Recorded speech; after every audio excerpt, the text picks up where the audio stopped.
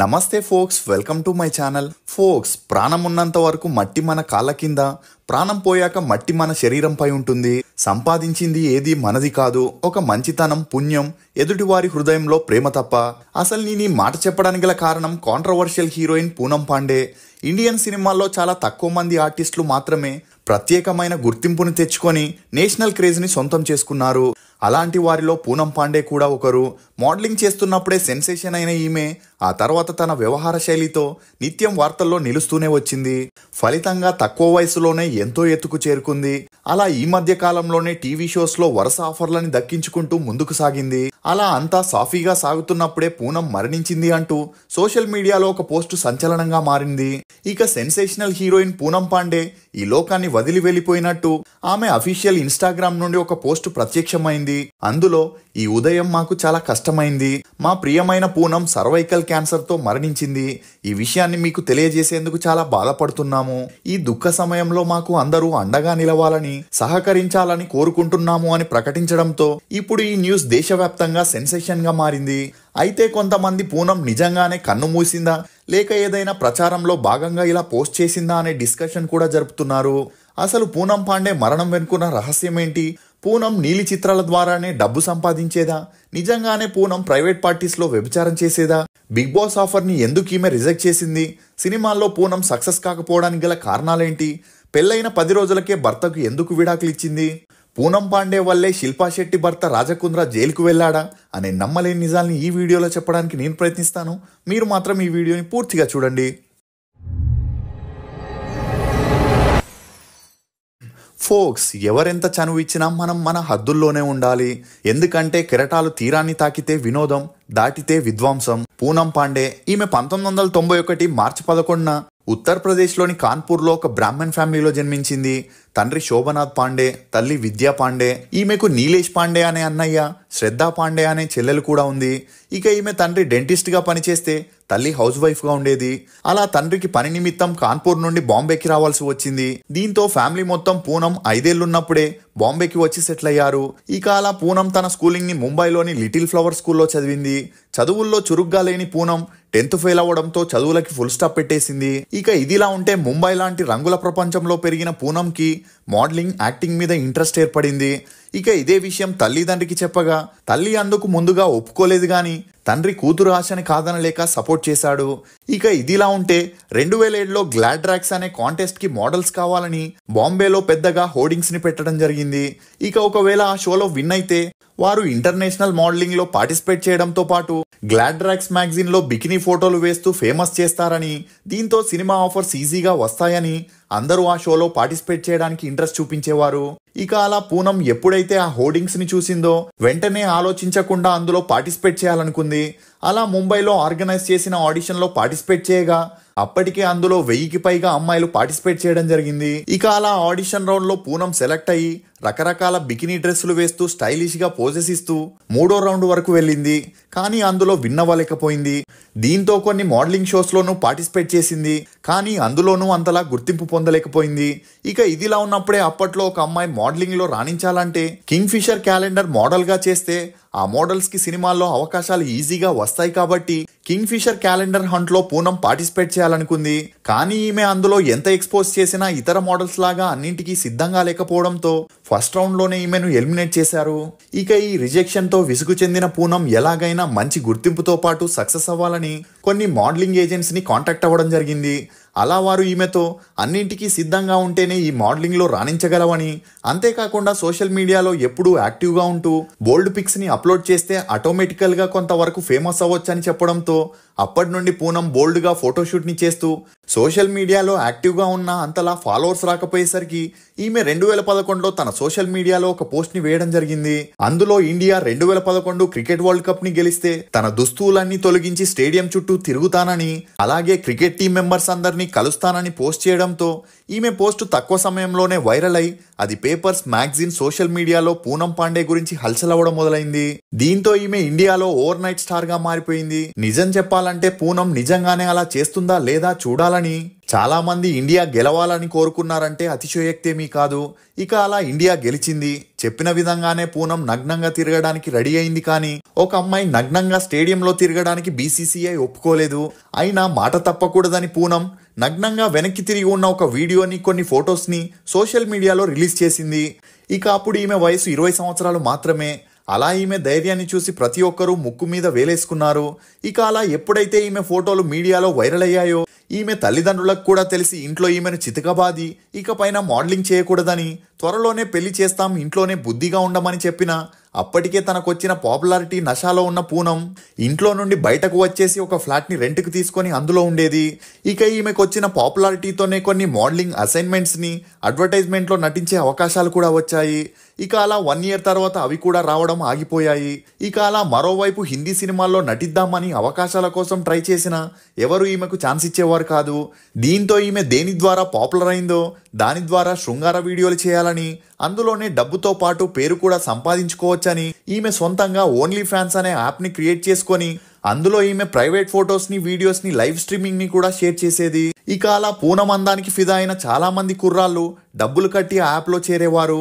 అలా 263 private videos, 300కి పైగా private ఫొటోస్ని కూడా అప్లోడ్ చేస్తూ తక్కువ సమయంలోనే పూనం యూత్కి క్రష్గా మారింది.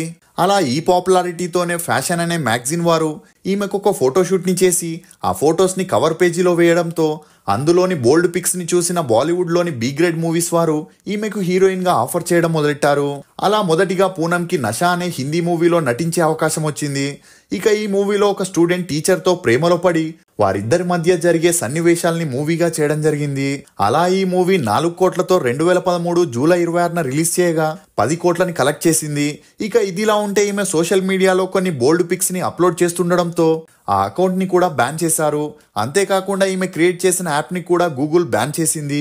దీంతో ఆ తర్వాత ఈమెకు ఇన్కమ్ సోర్స్ ఆగిపోవడంతో మళ్ళీ మోడలింగ్, సినిమాల్లో గట్టిగా ట్రై చేయడం మొదలెట్టింది. అలా నషా మూవీ తర్వాత హీరోయిన్ గా ఈమెకు ఛాన్సులు రాలేదు గానీ కొన్ని మూవీస్ లో ఐటమ్ డాన్సర్ గా చేసే ఛాన్స్ వచ్చింది. అలా కన్నడలో లవ్ ఈజ్ పాయిజన్, భోజ్పురిలో అదాలత్ అనే మూవీస్ ని చేస్తూనే తెలుగులో సుమన్ నటించిన మాలిని అండ్ కో అనే మూవీలో పూనం పాండేకి హీరోయిన్ గా చేసే ఛాన్స్ వచ్చింది. ఇక అలా పూనం ఈ ప్రాజెక్ట్ మీద చాలా హోప్స్ పెట్టుకున్న ఆ మూవీ 2015 ఆగస్ట్ 28న రిలీజ్ అయి ఫ్లాప్ అయింది. కానీ ఆ మూవీలో ఈమె యాక్టింగ్ తక్కువై గ్లామర్ డోస్ ఎక్కువ అవడంతో తెలుగులో కూడా ఈమెకు ఛాన్సులు రావడం ఆగిపోయాయి. ఇక ఆ మధ్యలోనే హిందీలో లేడీస్ మ్యాన్ అయిన హీరో గోవింద్తో పూనంకి పెరిగిన మంచి స్నేహం కారణంగా ఆగయ హీరో అనే మూవీలో కూడా ఐటమ్ సాంగ్ చేసింది. అలా ఆ తర్వాత జిఎస్టీ, కర్మ అనే బి గ్రేడ్ మూవీస్ లో హీరోయిన్ గా చేయడం జరిగింది. ఇక అలా ఒకవైపు మోడలింగ్ లోను, మరోవైపు సినిమాల్లో వచ్చిన పాపులారిటీతో పూనంని ప్రతి ఒక్క ప్రైవేట్ పార్టీకి పిలిచేవారు. అలా ఈమె కావాల్సినంత డబ్బుని తీసుకొని అక్కడున్న విఐపీస్ కి అన్ని విధాలుగా సర్వీస్ చేసేది.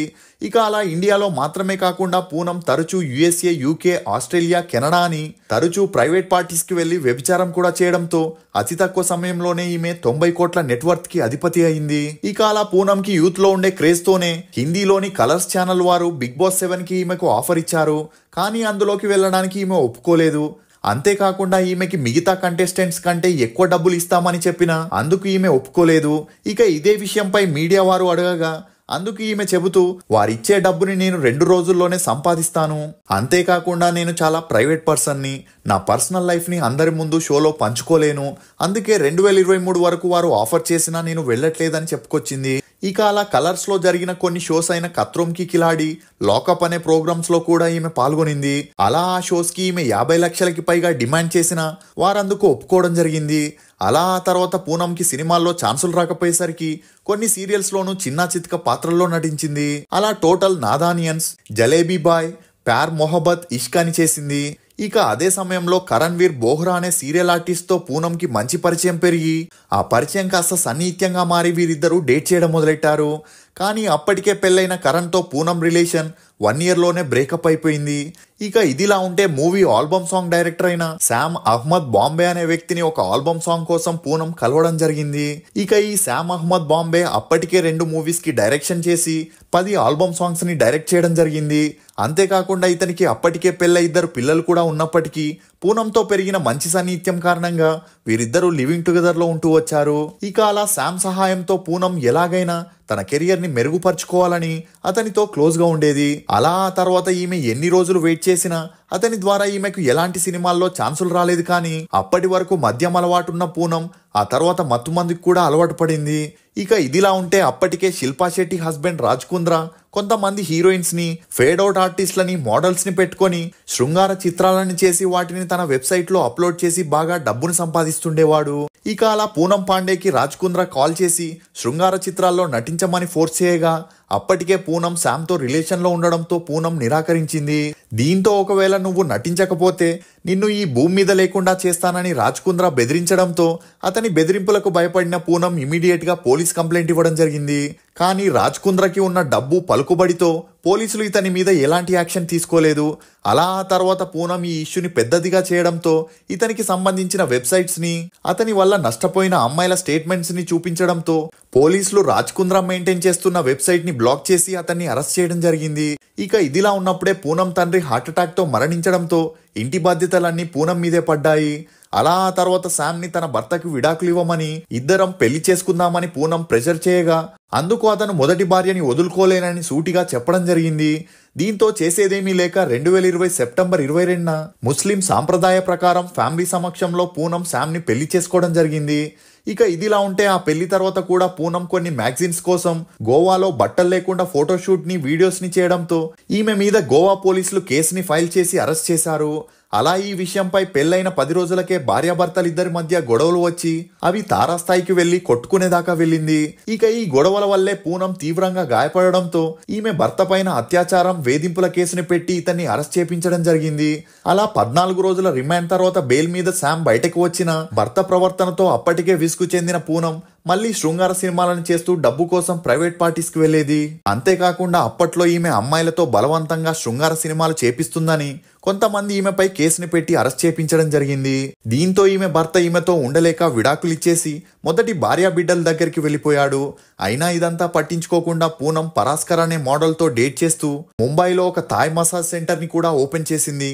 దాని ద్వారా రాజకీయ వ్యక్తులకి, బిజినెస్ మ్యాన్స్ కి అమ్మాయిలతో అన్ని సర్వీసులను ఇస్తూ వారి అండతో మరింత రెచ్చిపోయింది. ఇక ఇదిలా ఉన్నప్పుడే ఈమెకు లాకప్ అనే షోకి వెళ్లే ఛాన్స్ వచ్చింది. అప్పటి వరకు పూనం పాండే అంటే శృంగార తార అనే పేరుని జనాల్లో ఎలాగైనా తుడిచివేయాలని, పూనం ఆ షో ద్వారా సింపతిని పొందాలనే ఉద్దేశంతో పెళ్లి చేసుకున్నాక టార్చర్ చూశాను. తల్లిదండ్రులు ఏ కారణం లేకుండానే ఇంట్లో నుంచి గెంటేశారు. అందరూ నన్ను డబ్బు సంపాదించే యంత్రంగానే చూశారు.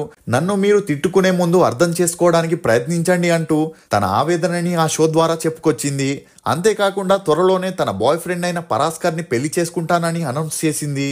ఇక అలా ఆ షో తర్వాత పూనం బయట ఎక్కడా కనిపించలేదు. గాని ఈమె సోషల్ మీడియాలో మాత్రం అనాథ పిల్లలతో సమయం గడుపుతూ, వృద్ధాశ్రమాల్లోకి వెళుతూ వారికి బహుమతులు ఇస్తూ ఆ వీడియోస్ ని అప్లోడ్ చేసేది. ఇక ఈమె గర్భాశయ క్యాన్సర్ తో పోరాడుతున్నట్టు గాని, హాస్పిటల్లో ట్రీట్మెంట్ తీసుకుంటున్నట్టు గాని ఎక్కడా చెప్పుకురాలేదు. అంతేకాకుండా అయోధ్య రామ్ మందిరం ఓపెనింగ్ రోజున పూనం బైక్ మీద జై శ్రీరామ్ అనే ఫ్లాగ్ ని పెట్టుకుని ఊరంతా తిరుగుతూ తన భక్తిని చాటింది. ఇక ఆ వీడియోలో ఆరోగ్యంగా ఉన్న ఈమె సడన్ గా ఎలా మరణించింది అనే అనుమానాలు అందరిలోనూ వ్యక్తమయ్యాయి. అలా ఇదే విషయంపై కొన్ని మీడియా ఛానల్స్ కూడా కన్ఫర్మ్ చేయడానికి తన ఫ్యామిలీని కాంటాక్ట్ అవ్వగా అందుకు ఎవరూ స్పందించలేదు. కానీ ఈమెకు 10 సంవత్సరాల నుండి బాడీ గార్డ్ గా ఉన్న వ్యక్తి మాత్రం నేను ఫిబ్రవరి 1వ తారీఖు వరకు ఆమెతోనే ఉన్నాను, ఆమె ఒక మాల్లో కూడా షూట్ చేసింది, ఆమె మరణం అబద్ధమని చెప్పిన అదే సమయంలో కొన్ని నేషనల్ ఛానల్స్ కన్ఫర్మ్ చేయడంతో అందరూ ఈ విషయాన్ని నమ్మసాగారు. కానీ సెలబ్రిటీల ఎఫ్ఐఆర్స్ ని, వారి లూప్ హోల్స్ ని తన ట్విట్టర్ ద్వారా అప్పటికప్పుడు తెలియజేసే ఉమర్ సంధు మాత్రం ఫిబ్రవరి 2వ తారీఖే తన ట్విట్టర్ లో ఈ న్యూస్ అబద్ధమని, పూనం పబ్లిసిటీ కోసమే ఇదంతా చేసి ఇప్పుడు ఇంట్లో కూర్చొని ఈ న్యూస్ ని ఎంజాయ్ చేస్తుందని చెప్పడం జరిగింది. నిజానికి పూనంకి ఎలాంటి క్యాన్సర్ రాలేదు, ఈమె మరణించలేదు. పబ్లిసిటీ కోసమే ఇలాంటి పిచ్చి వేషాలు వేస్తూ జనాలని కూడా ఫూల్ చేస్తుందనే చెప్పొచ్చు.